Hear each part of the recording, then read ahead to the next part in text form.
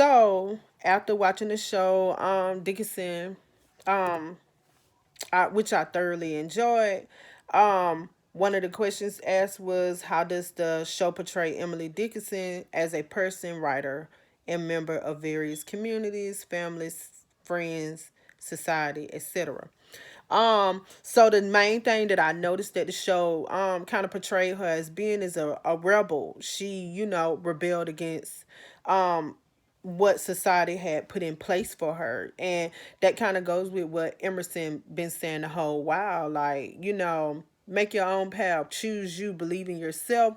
And although, she had a lot of things, against her parents, her brother, her sister, and just society itself, she chose herself. She still continued to, write. She fought for what she believed in. And one of the episodes, she felt like that she didn't want that train track being laid through their woods, and she didn't want it to tear down the tree that her grandfather planted for them. So she fought for it. She even went to visit Thoreau in the woods just to get a little help, just to find out that sometimes people are not always what they say they are. So she learned from the things that she goes through.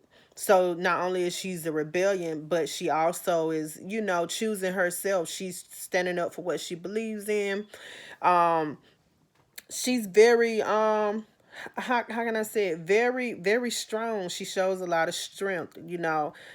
Everybody, not everybody, but her friend George and her friend Sue are the ones that's, chanting her on. You have George who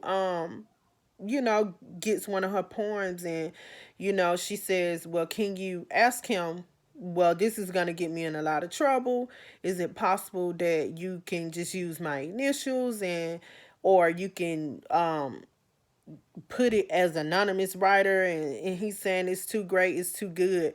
But also in the carriage, on the episode, because I chose death, you have the person that's playing death that's telling her, like, you're definitely immortality. Like, you're gonna live on for years. People are gonna talk about you. You're gonna be the Dickinson that everybody knows, and it comes to life.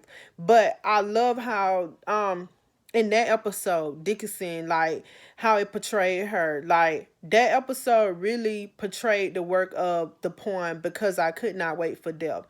We see where death kind of follows her everywhere she goes, and he chooses to stop for her. She chooses to take the ride, but he chooses to stop for her. And he kind of explained to her, like, this is not your time. You got so much more to work for in life. You're definitely gonna I'm coming back for you when you fulfill all the needs that you're supposed to fulfill in life.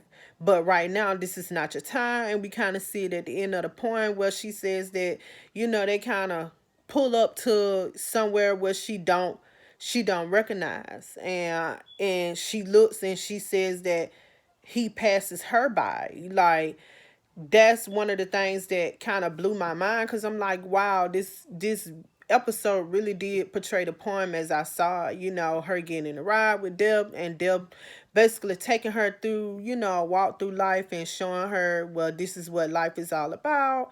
But at the same time, you're not finished, so I'm gonna let you out right here, or I'm gonna leave right here and let you finish your ride through life. The last thing I can say is,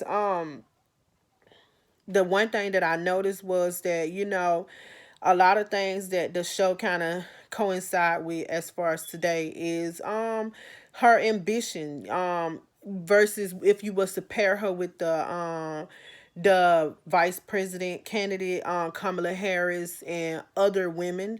A lot of people feel like they're overly ambitious when it comes down to one of the things, or doing what they need to do to get ahead in life, and show other women that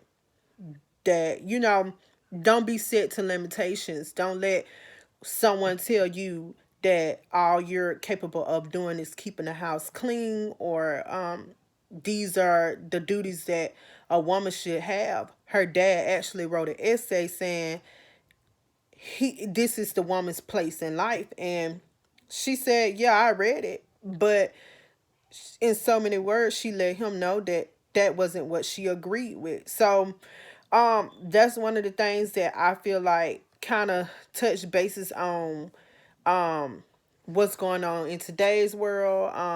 A lot of things still are set in place where, you know, certain jobs are meant for women and certain jobs are meant for men, and one of those jobs is the president seat or the vice president seat. And now look at us, we got a woman that could possibly be the first female vice president.